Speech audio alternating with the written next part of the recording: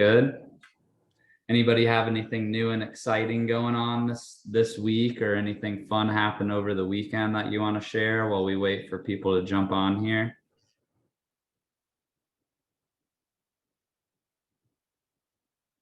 Lots of great stuff, huh?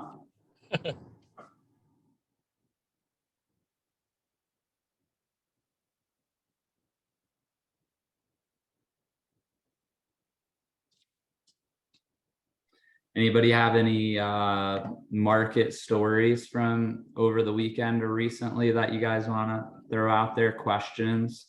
Like I said, we'll utilize these next couple minutes as we wait for some people to come in.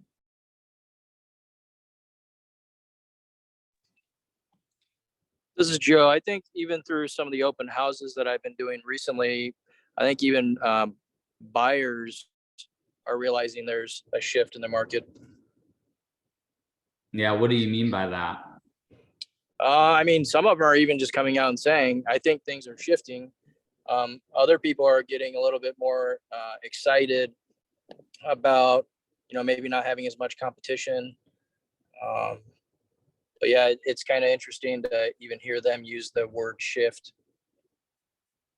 Yeah, it's definitely, I forget what phrase, I don't think it was the shift, but I think it was another phrase. I read an article recently where they talked about how it was like, if you look at like, do a Google search, if you do, there's like some website that tracks how many Google searches were done on different phrases. I wish I could remember what the phrase was. I think it was housing-based recession. That's something that's been all over the news, right? And Yeah.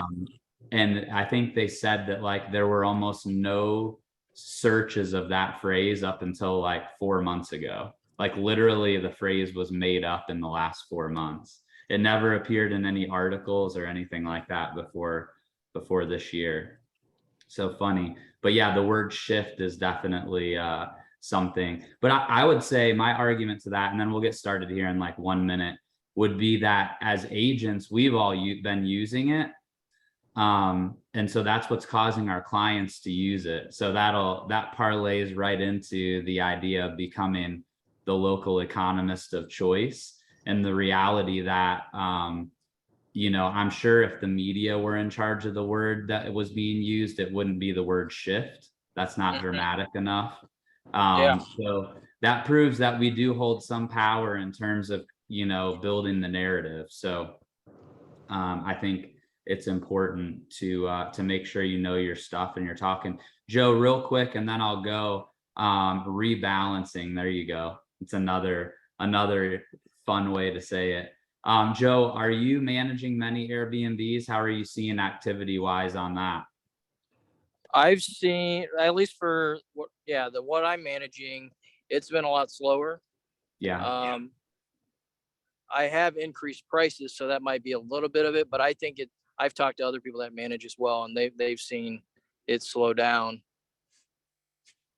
Yeah, it's hard with anything. I mean, I think we're finally shifting, using the word shift again, but we're finally shifting back into a more seasonal type of market, like we could say pre-2020 market, where, historically things do start to slow down now. And with Airbnb, it's become so popular over the last couple of years that there really aren't true trend lines, I don't know, for like a Columbus, Ohio type environment, and what happens in a normal fall and winter outside of obviously football Saturdays, Yep. Depending on location. So anyways, all right, well, it's 1:04. So I think we've got about 20 or so people in here. I'm sure we'll have a few trickle in, but I'm going to jump right into the slides. And I just want to say, obviously, we're going through a lot of the same data points that we've been looking at, because frankly, there's only so many data points you can look at in real estate to decide where things are going. But the last couple of slides, I've just got some talking points that I think are important. And before we jump into the data, I just want to remind you, everybody, there's a lot here. And if you don't look at this every day, all day, in terms of the numbers, don't feel like because you don't know everything or can't spout off every detail that, somehow you can't take value away from this. I want you to pick the 1 to 3 things that you feel like you can explain really well, and make sure that you're talking about that stuff. When somebody asks you how the market is, you just need to pick 1 to 3 facts that describe where you think the market's going based on the research that you've done. So don't feel like you have to know all of this in order to talk on it. And frankly, like I always tell everybody, I can guarantee you that you know more than 95% of your clients. So be confident in having those conversations. And the people that do are the ones that will survive the shift in order to thrive what comes after that. And what we know is that everyone's going to transact real estate. People are still going to die. They're still going to have babies. They're still going to get married and all those things. And so real estate will go on. It may not be at the rate that it has been over the last couple of years, but it will still happen. And for somebody that's lived through the 2008 to 2012, it likely, in my opinion, will not be anything close to as bad as that was. And you'll all survive, and you'll all wonder why you freaked out so much a couple of years from now. So I say all of that. Let's go ahead and jump right in. And I would tell you guys, please feel free to interrupt me at any time. If I miss something in the chat, feel free to unmute and yell at me. If you guys want to be really nice, if you can turn your cameras on, that would be awesome. If not, I won't call you out or anything like that, but it is fun to look at people when you're presenting. So thank you in advance for that. All right, real quick, I don't have a slide on who I am, but my name's Troy Marsh. I'm here in the Columbus, Ohio market. I've done a lot of things, including be the team leader of a market center, the rainmaker of a team, and then also I'm an investor, and I just really, really like numbers. So this stuff, the fact that you guys come listen to me, it's just an added bonus for putting all the stuff together that I enjoy doing anyways. So feel free to ask questions as we go. Jumping in, this is what we're going to be looking at today. So the inventory and selling trends. I've added some showing trend information, which is somewhat interesting, I think.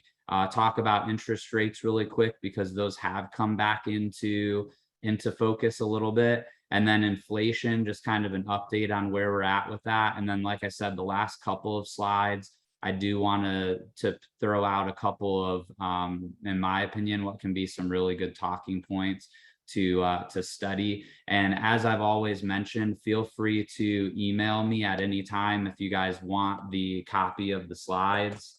I'm going to go ahead and put it in here. And then in the One Team YouTube channel, this will be up on there for you to rewatch in the future. So if you haven't already subscribed, I'll give the plug for the KW One Team YouTube channel. And make sure you also watch the Damon West interview from Friday, which was really good as well if you missed that. So, all right, let's jump right in to trends here. So active listings, I'm trying to get my Zoom thing out of my way here so I can read my own stuff. So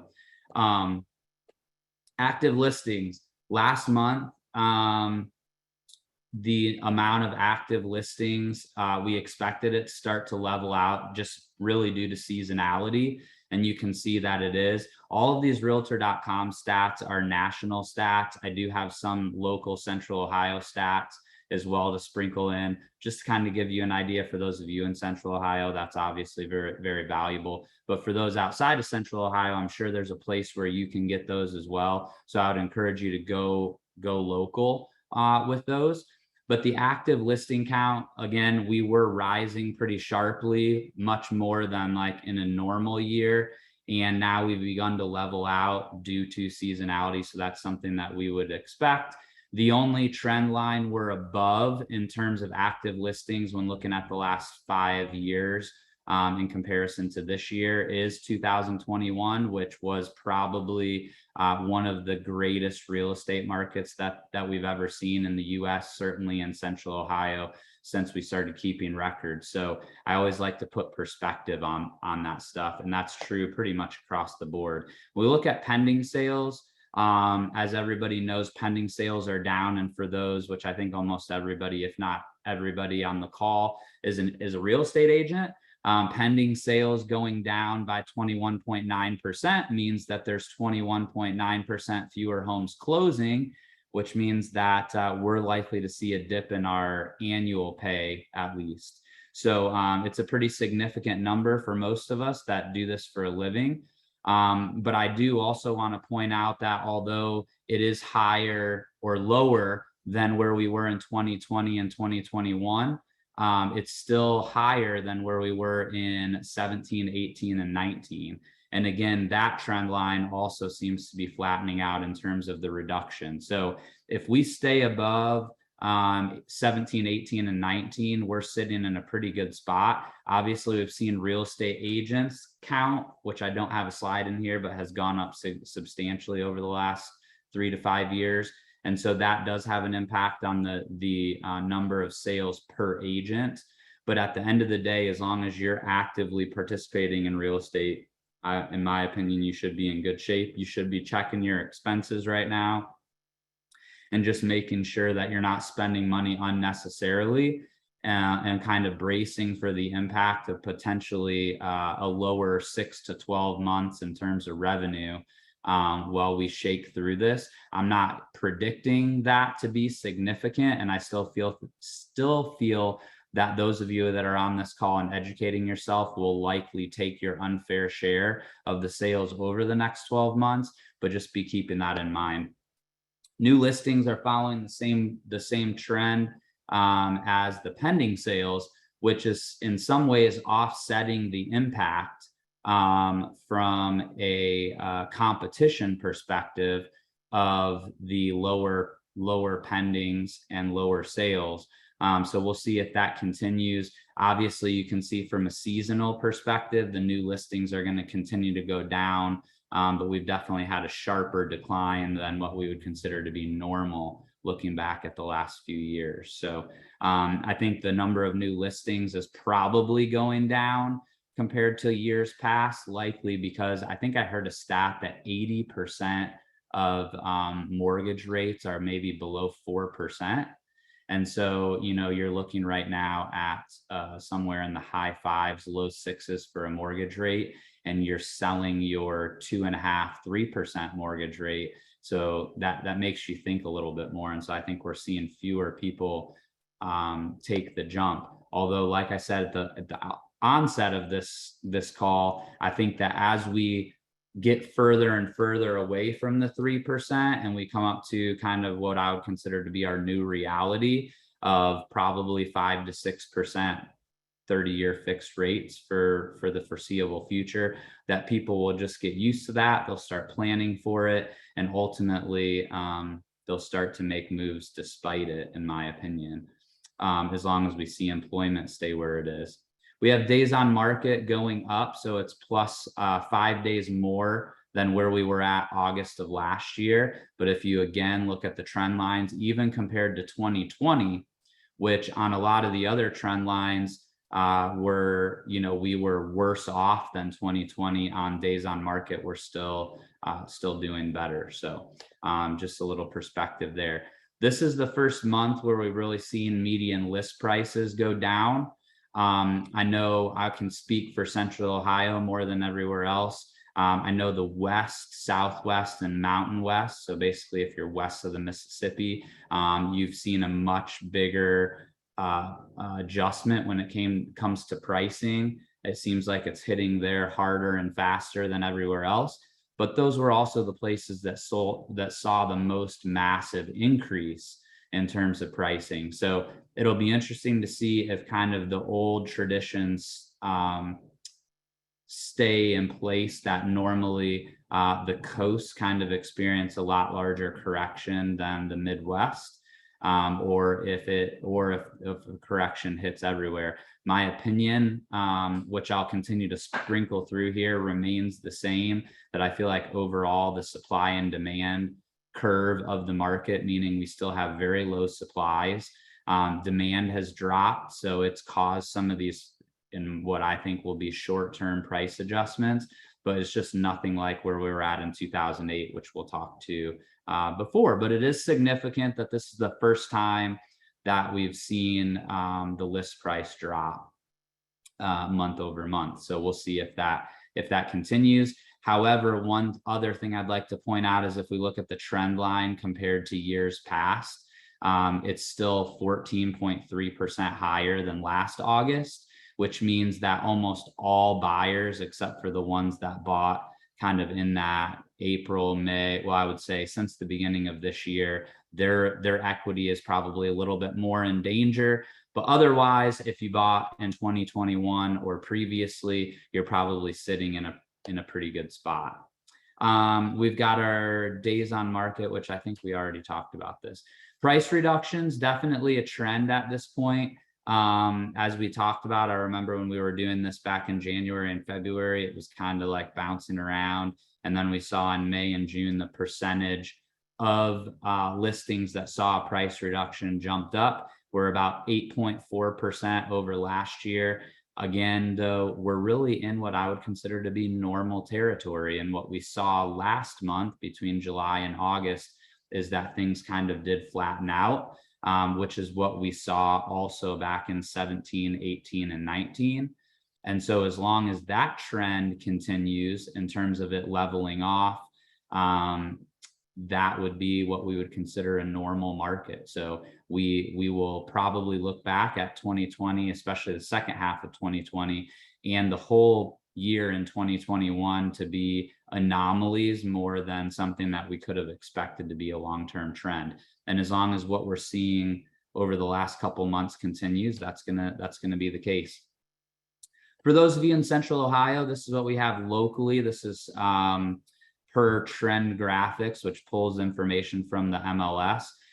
We can see new listings are down 15.9%, which is a little bit down, a little bit less than it was last month. So that's the arrows are we going up or down compared to where we were at in terms of a change last month. The active listings is up 20.4%, but I believe in July we were up 24%. Or 23.9% or something like that. So we're actually moving in the right direction towards a stronger seller's market again in terms of the overall numbers. Solds were down 15.9%, which is worse than last month, which is more just an indication of what pendings were looking like. And as you can see, pendings again this month in Central Ohio were down 5.2%. So again, worse than they were last month. So I would expect that the solds will probably continue to decrease year over year based on lower pendings. If we look at the year-to-date numbers, again, we're kind of in all the same stuff year-to-date there. So one interesting thing was, though, that the new listings are down so much that the pendings have kind of inverted, meaning that there's more properties in contract than were added to the market last month. So that's something of significance. But you do see, if we look at the graph here, we do see the number of active properties almost equal to the number of properties that sold. I would expect with the trends being what they are, that we'll probably see those kind of level out probably next month or this month, if I had to guess. Looking at local days on market, we're up 16.7% or 2 more days. I would say the most significant thing out of this chart is that the percentage of sold price compared to original list price is now less than 100%, which is ironic that that would be a negative, that we're at 99% of list price. But that is the case. So basically what that tells me is that we're seeing less properties selling for over the list price. Month supply. This is probably one of my favorite indications of just how crazy this whole conversation is, that we're in a really, really slow market.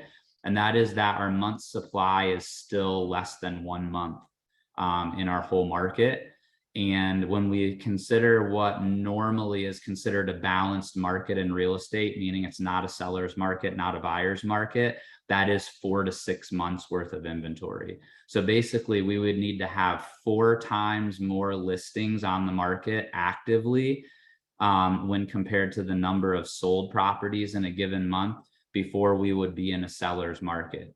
It's very possible to happen, but it's very unlikely at our current pace of new listings coming onto the market. So this is probably the biggest thing that I'm paying attention to in terms of looking for massive changes in the months of supply before we really start to sound any alarm bells that we're seeing any kind of significant reduction. Because I think, Kendra, I saw that you have not had showings on a $200,000 property. However, I was going to set up a showing on a $1.1 million property for Wednesday that was coming soon.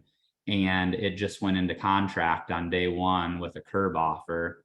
And then I know Susan, who's on here, wrote an offer this weekend and had multiple offers. Luckily, we won it for our buyer. Not nearly as crazy competitive, but then I had one of my investors go through an open house yesterday in a neighborhood that they really like to buy in.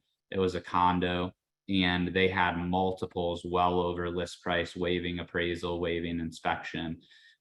So although I know there are some slow situations out there, I will speak for the Columbus market only, that a well-priced, well-conditioned property for the most part is still moving really quickly, and sometimes very similarly to the way it was last year. So I know I sold my personal property last August or early September, and I think we had 10 showings and 2 offers. We had a little bit of a slowdown in the fall last year as well, if I remember correctly. And so, yeah, I think everything deserves perspective. And we still have a really strong market overall, in my opinion. Average sales price, again, we're beginning to see some adjustment in the active prices, which will likely lead to some lower average sold prices. And I don't think I put it on here in terms of where the average goes annually. But usually we do see the highest prices of the season in the spring and early summer. And then actually traditionally we do see sales prices drop off. So don't fall into the trap of seeing that just because the sales price month over month went down, that the sky is falling. You should always be looking at it compared to last year. And honestly, I would probably be looking at the trends from 2017, 18, and 19. And again, for those of you that have trend graphics, you can go in and put that, go back and look at like a 5-year period, and you'll see when you look at the average sales price that typically it does drop from about now through very slowly through February and March usually. And then come April is when you see the most appreciation, April, May, June, and July when you look at closed. And then it starts that trend all over again. It's a fun seasonal roller coaster. But that also happens, especially due to looking at averages, because you do tend to see the higher priced properties closing in the summer, spring and summer. This is something new that I added this month. And basically just looking at showings. So in showing time, you can go in, and I think most people in the nation, at least from what I can see, use showing time. So you go into reports, and you can look at, this is the whole Columbus market. So this is the number of showings in the last 30 days here in Central Ohio. You can see that the average number of showings per listing was about 6 to not, well, I guess as low as 3, all the way up to about 8, rounding up. And if we look at last year during the same 30-day period, we saw an average from about 6 to 9. So the gap wasn't actually nearly as big as I thought it would be. And if we look at them showings per listing right next to each other, you can see that definitely there's fewer showings per listing, but certainly not nearly the drastic change that I thought, especially when you consider it's literally like 1 to 2 people coming in on average. So, but it is down 20 to 30%. Interest rates, unfortunately, the last couple of months, I almost even took interest rates off because nothing was going on. You can see if we look at the last 12 months here, they jumped substantially between January and June. We saw what we all hoped was going to be the massive peak in the middle of June, and then really started to trend down and kind of bounce around between 5 and 5.5. Unfortunately, since our last get together, we saw them spike back up again. I think it was like a week and a half ago or so that we began to see almost daily quarter point swings in the interest rate. Actually, there were like 3 days in a row where they went up by a quarter point. And then they've actually kind of very slowly come back down here over the last few days. But I would say, we'll see what happens tomorrow with the consumer price index reports. And we'll get into that here in just a second. But I think we know that interest rates have definitely had a big impact because prices really haven't gone down, especially in the lower end, which tends to be the most impacted part of the market when it comes to swings in interest rate. But you can see payments have, changed quite a bit compared to where they were in January for the exact same house, plus prices are up 14% year over year. If you want something to post on social media tomorrow, you'll have all the fodder to do that when the new inflation numbers come out. This inflation number is a huge guide. That's, I would say at this point so far, it's going to be the biggest thing that the Fed is looking at when they decide what they're going to do with interest rates. I think pretty much everybody thinks that the Fed funds rate is going to go up again because you can see that year over year inflation is still substantially higher than where they want the target to be. So like I've said on here before, the Fed really wants the core rate, which excludes food and energy, to be around 2%. And right now that number is at 6%. So it's about 3 times higher than where they want it to be. And the reason I say that it excludes food and energy is that even though technically your clothes are not energy, they do usually take diesel fuel to get transported from where they are to where you buy them. And therefore that price goes up when it costs them more to ship it. So the overall, the core number still kind of does include that. I always thought that it was interesting though, that they have anything gauged based on excluding food and energy when those are like the only 2 things that we have to have in order to survive. So that always made me laugh a little bit. But yeah, so these numbers, basically we're going to be looking at seeing the core number go below 6. That's what we want to see at least. And we want to see the overall inflation number, which we call the consumer price index or CPI, go as far below 8.5 as we can. If you see that number go up, it's likely going to mean that we're going to see many more Fed funds rate hikes, which we probably will irregardless. But this I kind of mentioned at the beginning. I think that knowing and seeing all of these numbers and attending these classes are great and helpful to you as an agent. But ultimately, I think where you really crush it as a real estate agent and where you really calm your clients down is by being able to tell them why it matters to them. Because frankly, consumer confidence is at an all-time low right now. And that's largely because of the fact that the news media is just talking about all the negatives, which is what they always do. And so my encouragement to you guys is to take a couple of these, post the slides in your social media and show people why, even though it's different and different is scary, most people don't love change. It doesn't mean that the sky is falling, and it doesn't mean that now is a terrible time to buy real estate. And so I think that you need to take this information and go, let your people know why it matters. So the dual mandate of the Federal Reserve, and this is something I wanted to go through quickly, and I went over it last month too, but I think it's super important. This is something that you can blow your client's mind in terms of understanding. And it's something I hear real estate agents continue to still say, and it's not correct.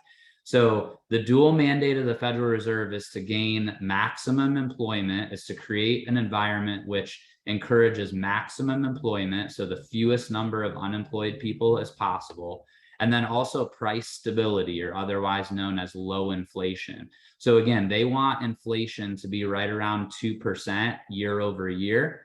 And when it's not, or there's high unemployment, the Federal Reserve thinks that they need to step in.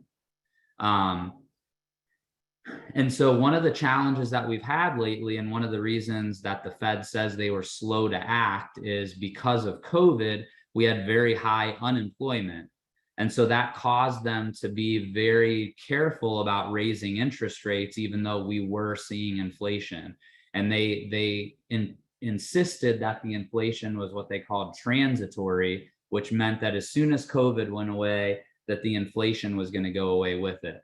Well, here we are with very low unemployment numbers, very high percentage of people employed, and inflation has still remained and actually gone up. And so that's why now you're seeing the Federal Reserve raise interest rates. But remember, the federal funds rate, which is what the Fed raises or lowers based on the economy, it's what they have control over, that number only controls short-term lending. So that is what banks lend to one another. And so that's things like credit cards, things like car loans. Again, short term, I would say less than 10-year loans that happen. And so that's where you're going to see the immediate impact. When the Fed funds rate goes up, so are those interest rates. Home equity lines of credit also go off of those.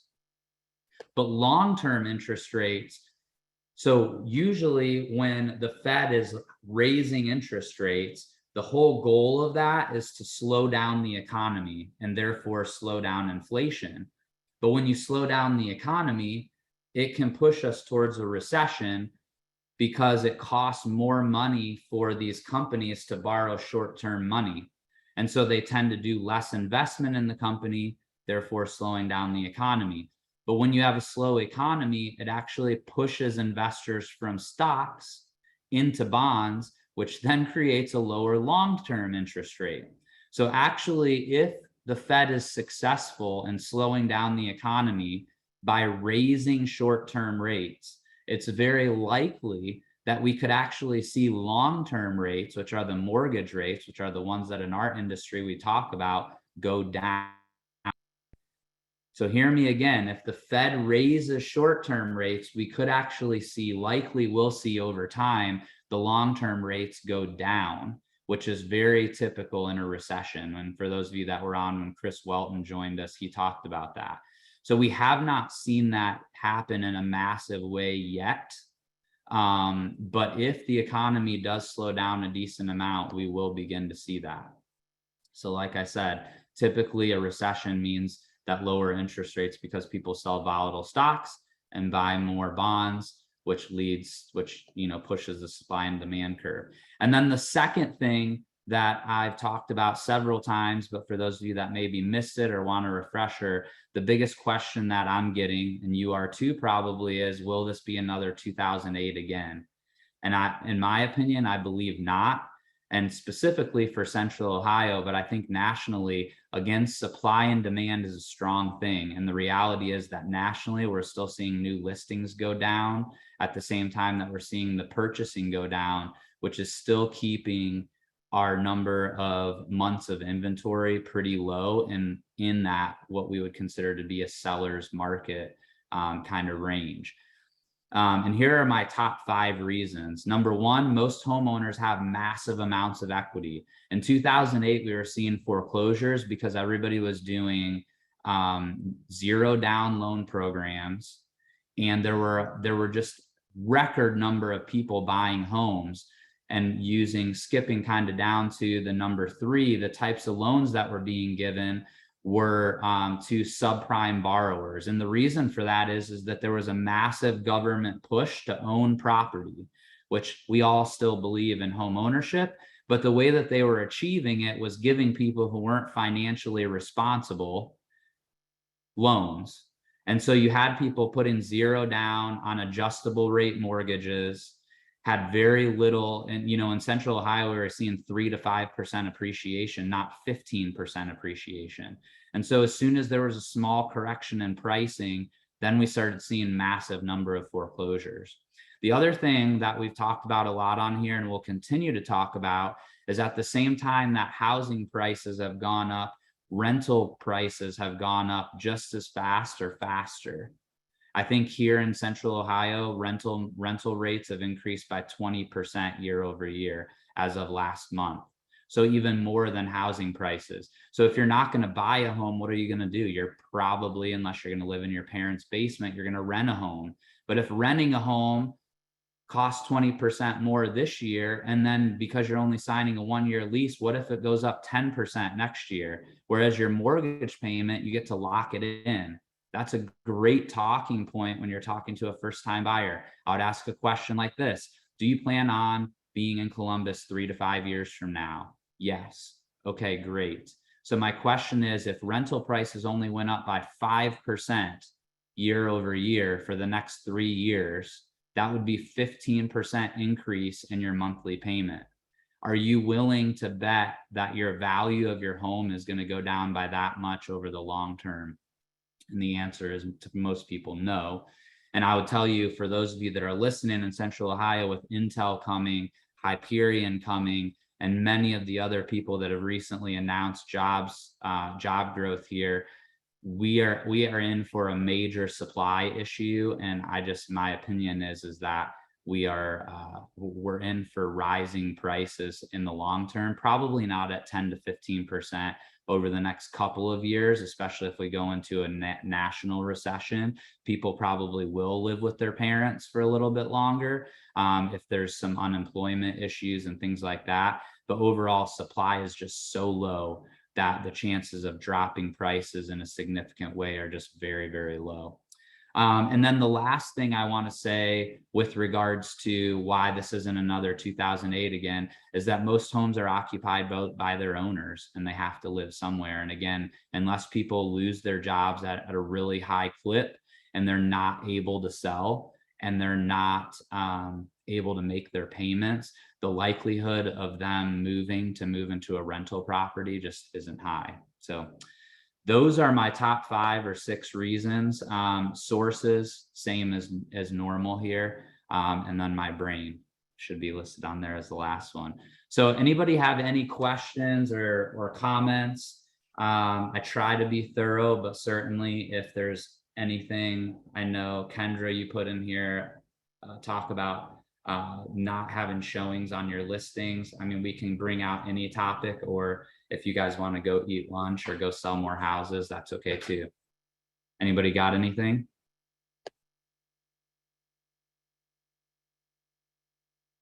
Anybody got anything? Anybody have anything? That would be the appropriate English. Well, if nobody has anything, I'll let you guys go. Enjoy the rest of your day. Thank you guys, as always, for coming. Like I said, make sure to follow the KW One Team YouTube page, where this should be up there here in the next day or two. And there's a lot of other really awesome stuff on there. And also, if you ever have any questions and want to reach out to me directly, I would be happy to jump on a call or a Zoom or anything like that as well. So thanks for stopping by. Thanks, George.